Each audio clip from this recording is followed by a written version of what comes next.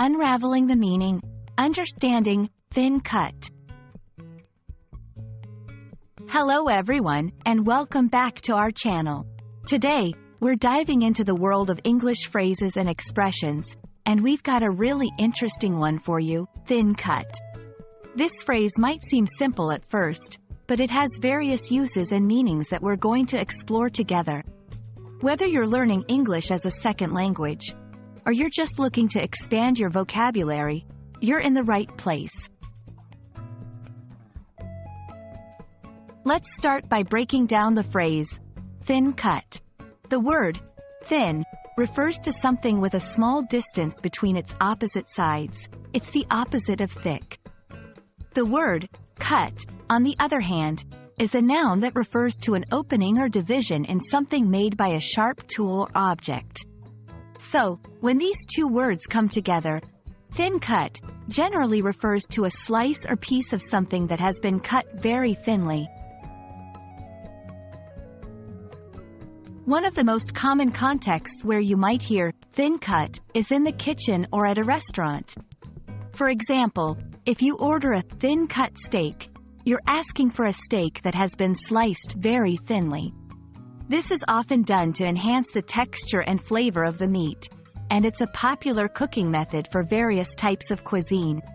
Similarly, you might come across thin-cut fries on a menu, indicating that the fries are cut smaller and thinner than the regular size. The meaning of thin cut can vary depending on the context in which it's used. While its culinary uses are probably the most common, you might also hear this phrase in different settings. For instance, in a more metaphorical sense, someone might refer to a thin cut of profits, indicating that the profits are very small or minimal. The key here is to pay attention to the context to fully grasp the meaning of the phrase. Now, let's talk about how to pronounce and use thin cut correctly.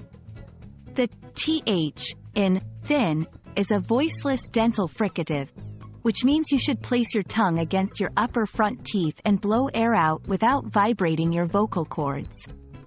The t in cut is a voiceless alveolar plosive, where you should place your tongue against the ridge behind your upper front teeth and release it with a puff of air.